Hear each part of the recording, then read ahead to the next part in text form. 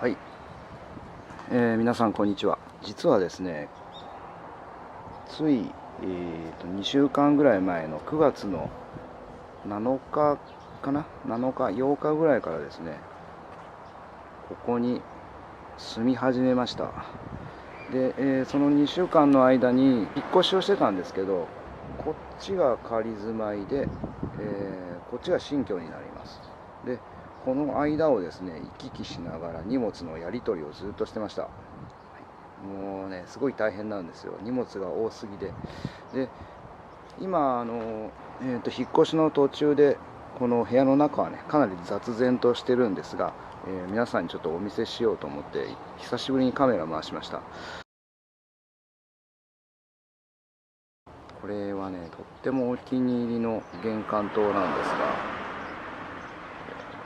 非常によく機能してます。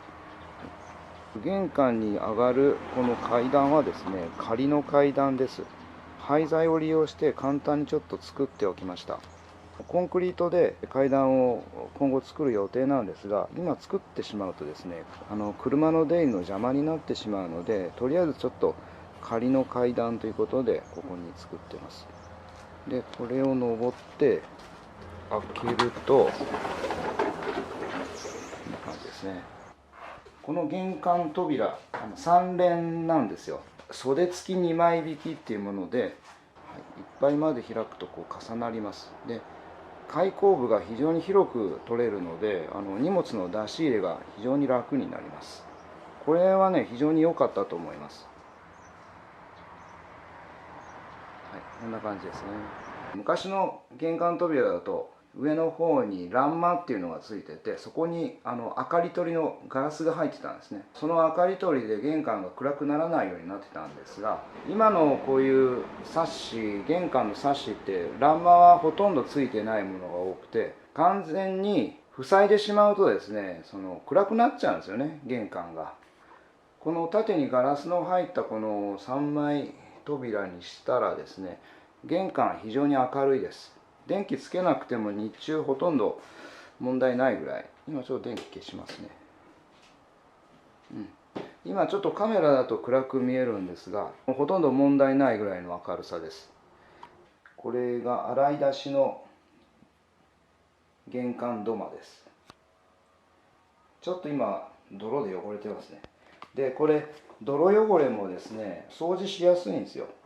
そんなに汚れないし、掃除がしやすいっていうことで、この洗い出しの仕上げにしました。この上がりか町の材料はですね、ヒノキです。材木屋さんでこう売れ残りというかね、あまりこの見栄えは良くないそうです。私にはその良し悪しが分からなかったんで、安ければいいやっていうことでこれ購入したんですけど、ちょっとこの木目があんまり良くないのかな。でも別に素人目からしたらいい木目ですよね。で、これはですね、オイルが塗ってあります。U オイルっていうオイルの透明のやつですね。手洗いがね、ほとんど使わないんですよね、今のところ。2週間経ってますが、一度も使ってないです。この蛇口はね、お気に入りなんですよ。これ可愛くないですか？これ花になってます。で、あとここ水しぶきが飛ぶと汚れるので、お風呂の壁で使ったタイルの余りをですね、今貼ってあります。で、あとちょっとね、やろうと思ってなかなかできないんですけど、このモザイクタイルもちょっと周りに縁取りで貼ろうかなということで置いてあります。これはミミズクとタヌキですね。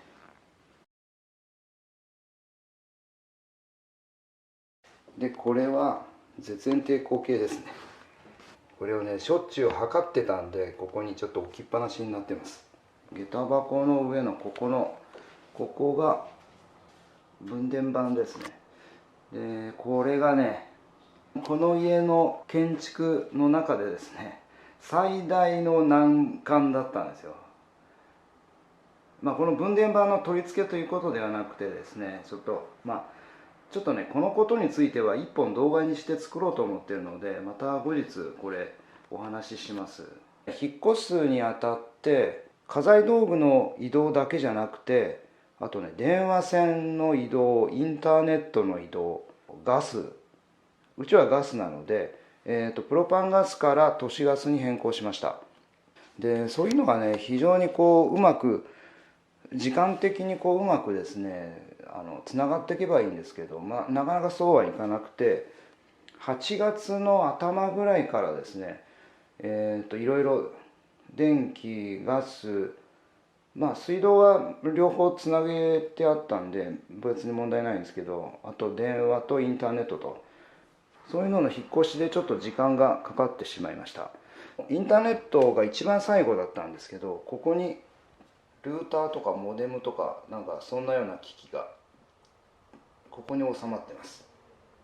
これはね非常に良かったと思ってます。このですね分電盤の裏側から直接事前に最初から開けてた穴を通してですね、ここに光回線をつないで、ここから床下を通して、リビングの方に行きます。LAN ケーブルとかですね、テレビの同軸ケーブル、そういったものの端子の取り付けもですね自分でやりました。これね調べれば自分でできます。なんか難しそうに思うんだけど、同軸ケーブルも別にそう難しくないし、LAN ケーブルのその先端のプラグみたいなやつですね、ああいうのの取り付けもですねちゃんと調べてやればですね素人でもできます。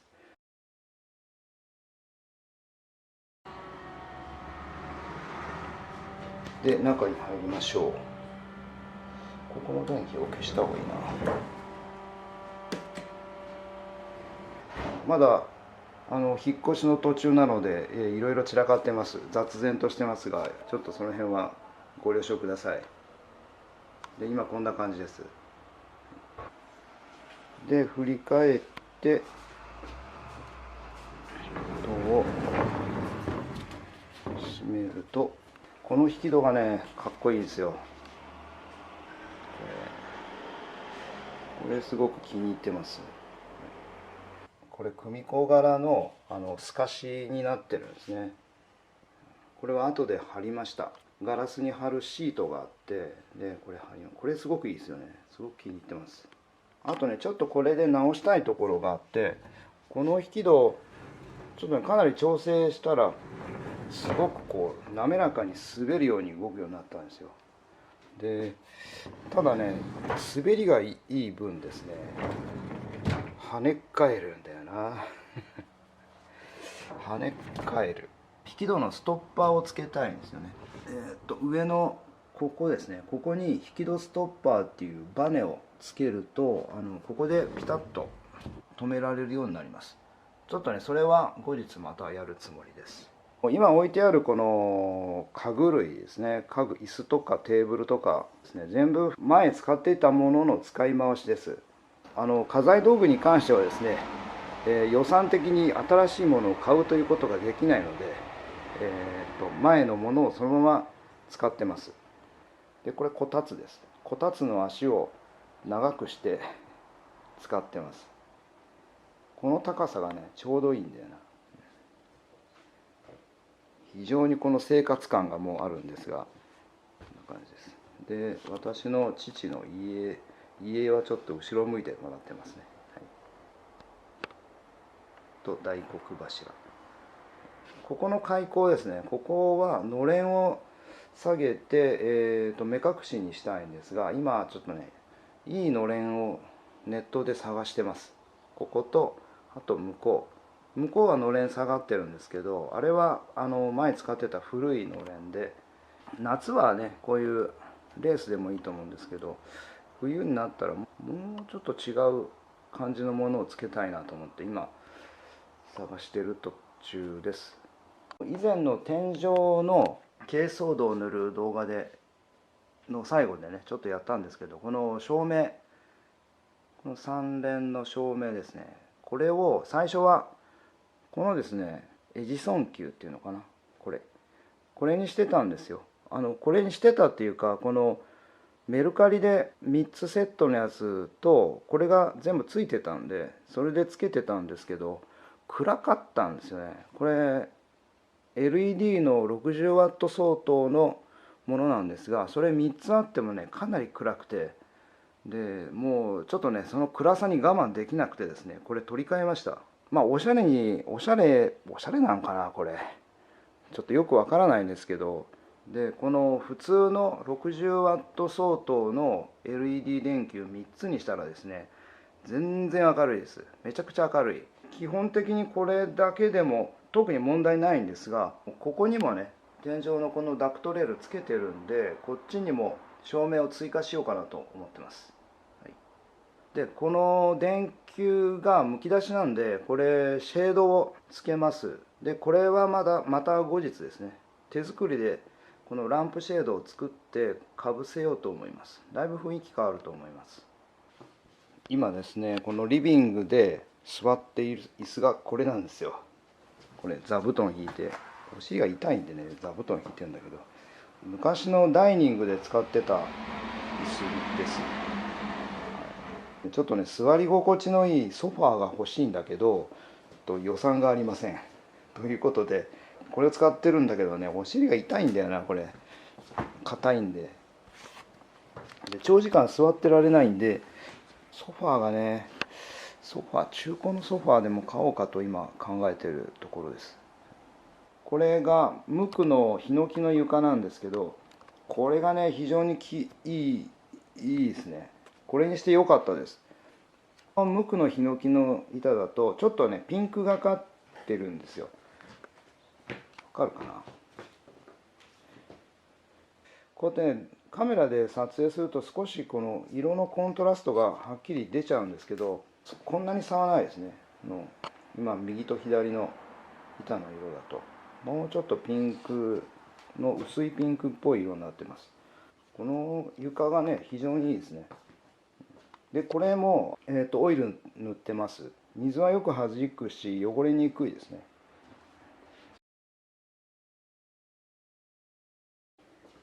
キッチンももうだいぶ使ってるんでね、かなりごちゃごちゃっとしてますね。ここのね下にまだ引き出しをつけてないんですよ。収納をつけてないので今はもう本当に雑然としてます。こういうのは隠したいところなんですが、もう全部お見せします。鍋をこういう風にかけますよっていうのをですね、前ここの壁の収納を作った動画で説明したんですが、こんな感じになってますね。こんな感じです。ちょっと心配してたのがこの炊飯器のこれですね。炊飯する時の水蒸気がですね、この中に溜まって、この中の木が水分吸って腐りやすくなっちゃうんで、どうしようかなと思ってたんですけど、炊く時はですね外に出しておけばいいだけです。夜の寝る前にセットして朝炊き上がっているっていう状態にしてるので、我が家の習慣ではですね、だから全然問題なかったです。この外にこの跳ね出した状態で炊いて、で炊き上がった後は中にこう収めればいいだけなんですよね。このゴミ箱スペースはですね今使ってないです。ゴミ箱をまだ、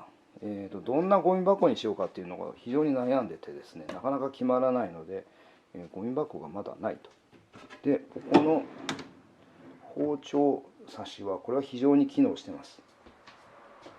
電子レンジを入れる場所でですねちょっとこの段差にしたんですけど、ちょうどうまく収まりましたね。この電子レンジがもう30年ぐらいかな、まだ動いてる日立です。もうほとんど物を温めるだけなのでこれで十分ですね。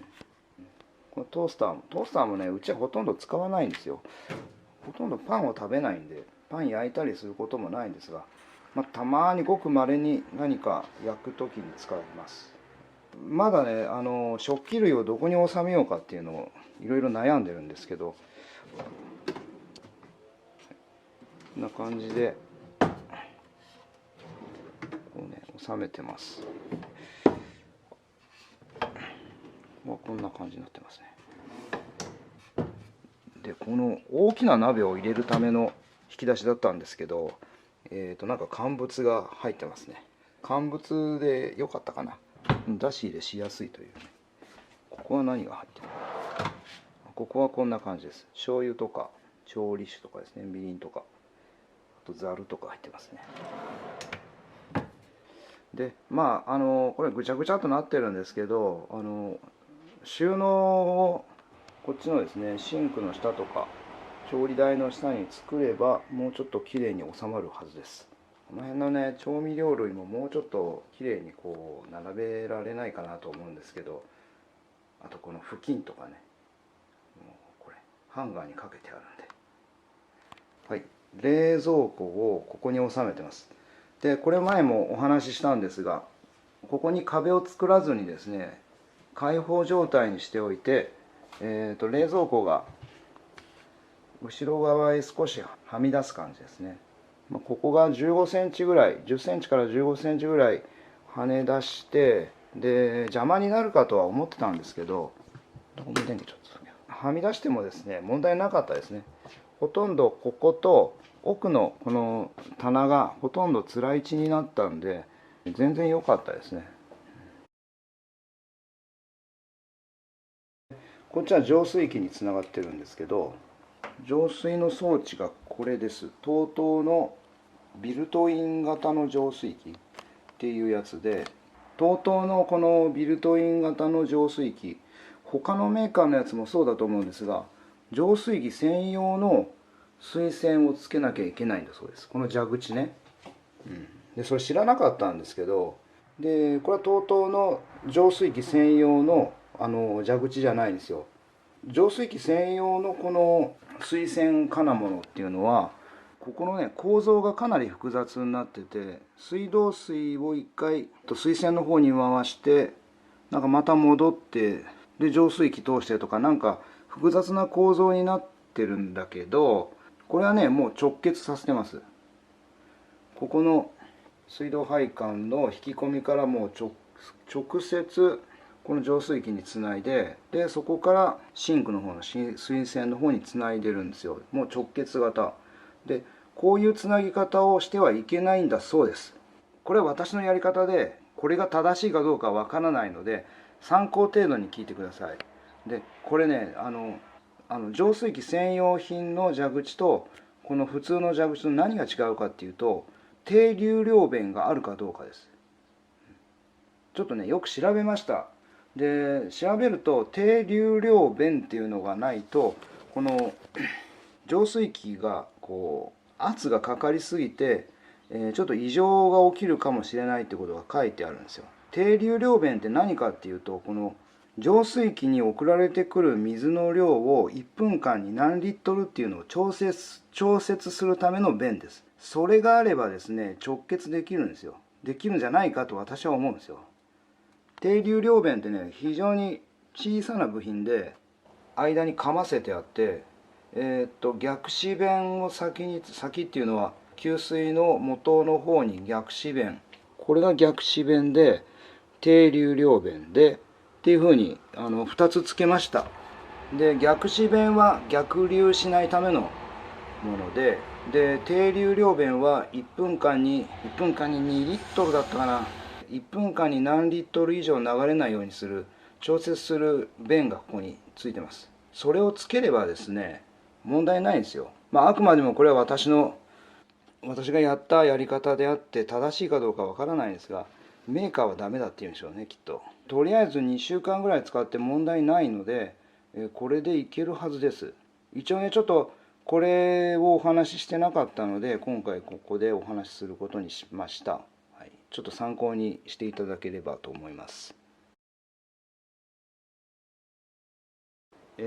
こからですね、リビングから出て、本当はねここを塞ぐつもりだったんですよ。ここに壁を作って仕切ってしまおうと思ってたんですけど、開けといた方がいいかなということで、開けときました。自分で家作ってるとこういうことができちゃうんですよね。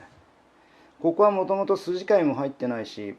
耐力壁ではないので別に開けといても問題ないと思うんですよね。でここ開けると直接ここへ行けるということで、まだですねこの脱衣所の扉がありません。目隠しにこんな布を垂らしてます。これでほとんど十分かなと、不満はないんですけど、誰も覗く人もいないですしね。で、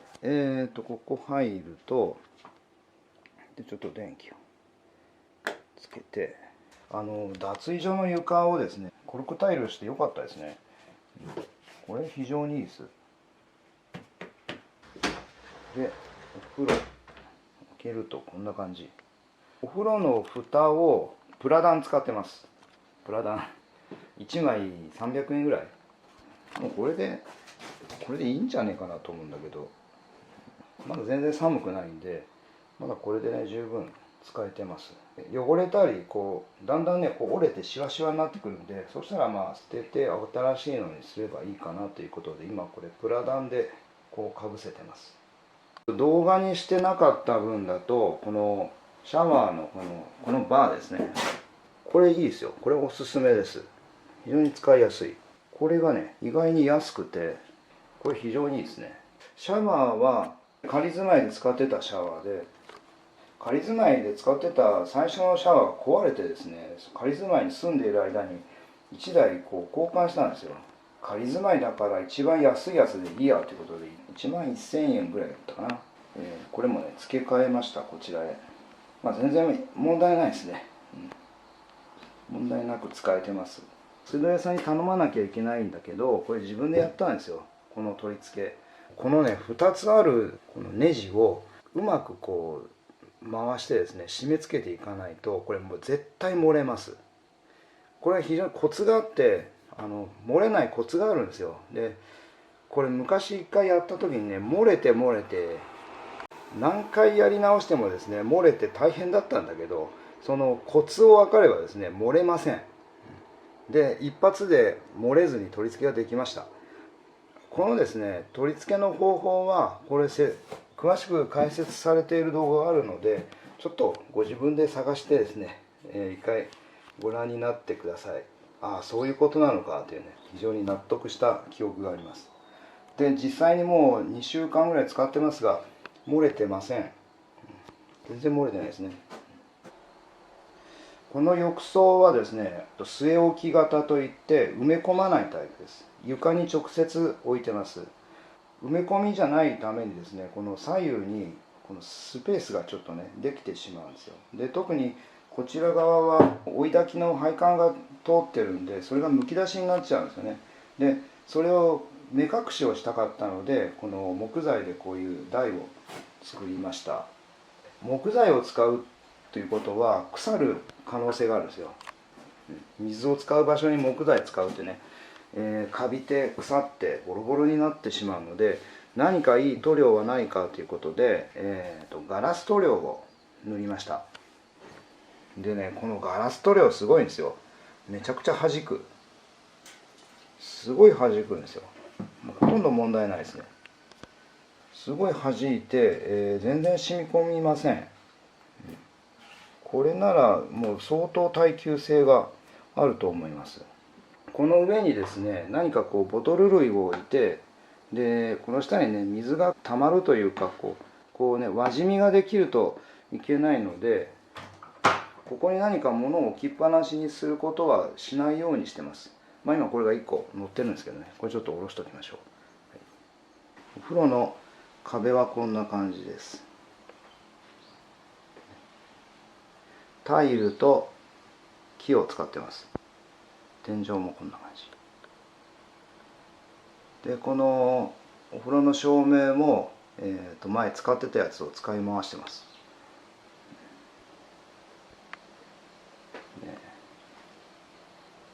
で、今回ですね私は初めてこの追い焚き機能付きの給湯器を、取り付けたんですけど、取り付けたのはガス屋さんなんですが、これ便利ですね。でこれが壁に穴が貫通してあるもので、奥にも同じ蓋がついてます。でお風呂の残り湯をですね洗濯機に送る、風呂水ポンプのホースをここに通します。脱衣スペースをね1畳分ぐらい取ったんですよ。でもうこのぐらいないとちょっと狭いかなと思います。このぐらい取ってよかったですね。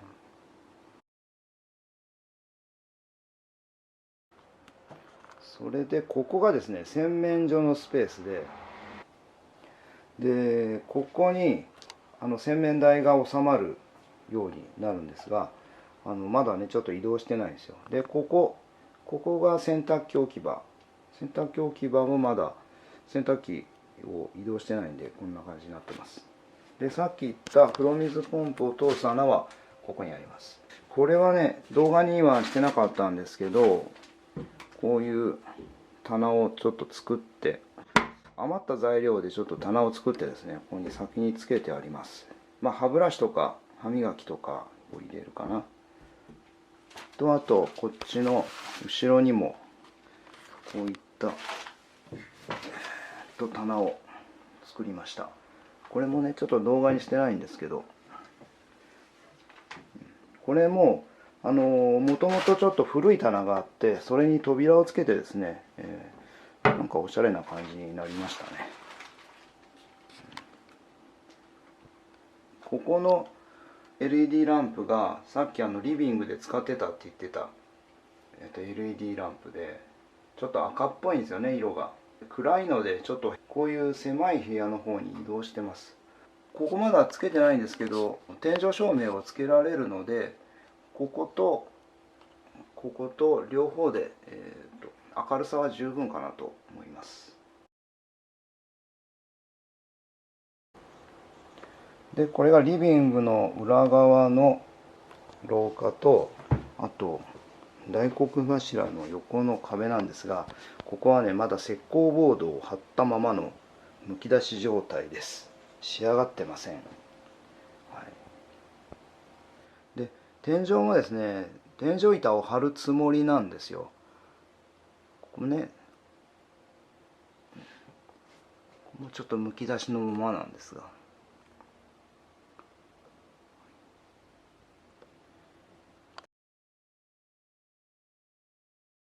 で、トイレ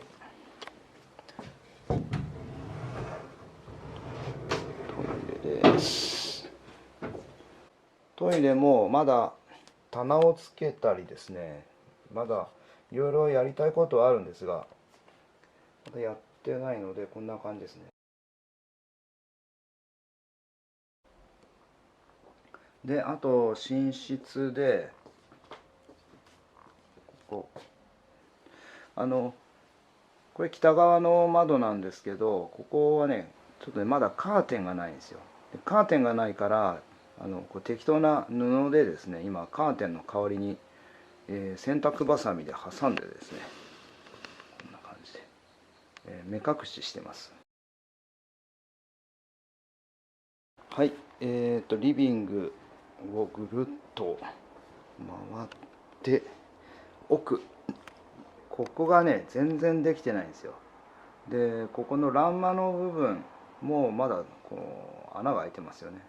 で壁もまだ、下地がむき出しで、ここを早くというかねやらないと、うちは仏壇があるんでね、仏壇の置き場所がないんですよ。で今仮にここに置いてあるんですけどね、ここじゃちょっとかわいそうなんで、うちの親父も報われない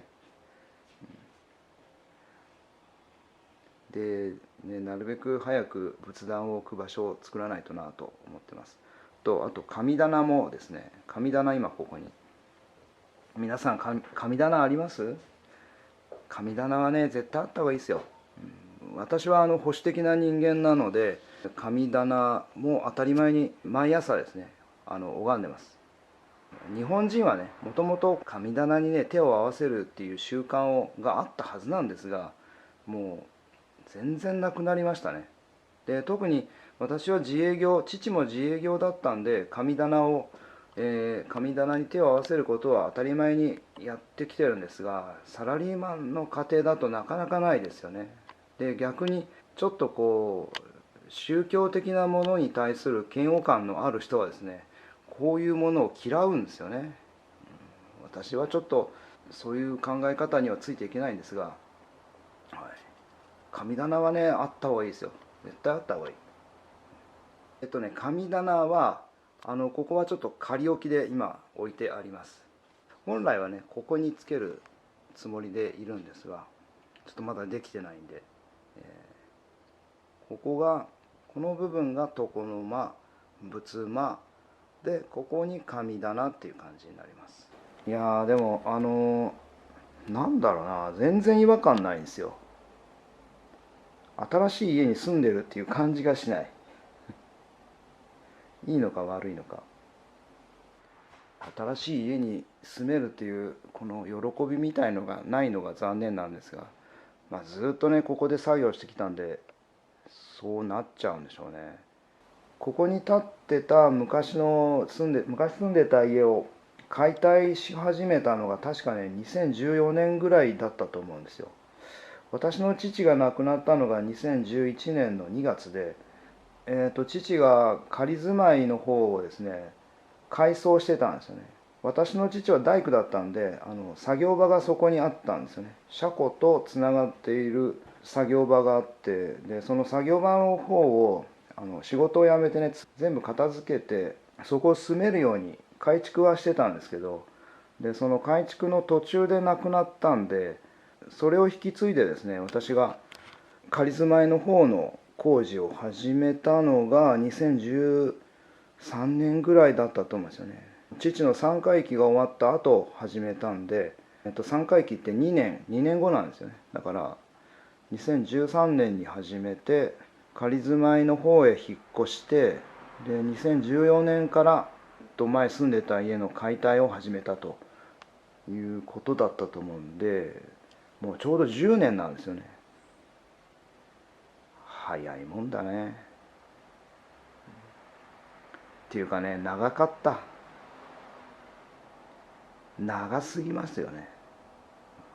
呆れますよね。10年ですよ。10年やっと。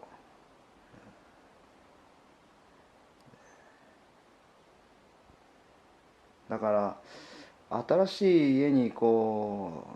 住む喜びよりもですね、なんだろう、もうなんか不思議な心境なんですよね。なんかね10年間もうこれに全部の全てのエネルギーを費やしてきたので、それと引き換えに失ったものが非常に多かった気がするんですよね。後悔してもしょうがないんですが、もうね後悔してもしょうがないんで、これからこれをですねもっと住みやすく少しずつ改良していきます。でそれを動画にしていきますので、また今後もよろしくお願いします。はい、最後までご視聴ありがとうございました。